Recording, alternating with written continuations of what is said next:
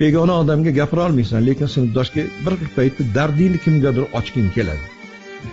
Birovga begona odamga ko'chib yig'la olmaysan, sinfdoshingga yig'laganingda ko'zingdan bunday yoshingni artadigan bo'lishi kerak. Qattiq gapirsa ham, mansabda o'tirsa ham, bu mansabi sendan kichkina bo'lsa ham, boshqa bo'lsa ham, lekin to'g'ri gapirayotgan bo'lsa, o'sha gapga quloq eshitishni bilish kerak.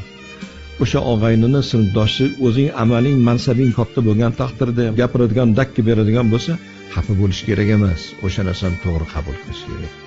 Lekin bitta narsa og'ir bo'lar ekan. Abdulbosit 35 yillik faoliyat davrida ko'p janozalar o'qildi. Eng og'ir janoza o'zingning sinfdoshlaringnikini o'qish. Eng yomon bo'ladi bu. Men sinfdoshim o'tgan joylari bo'lgan. Xalq oldiga chiqqanda gap kelmayapti-da.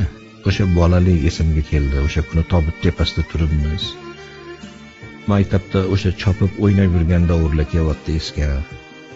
Shu bola shundoq bo'ldi, men oyog'imiz tagida yotibdimi? Hazrat Umar aytar ekanlar.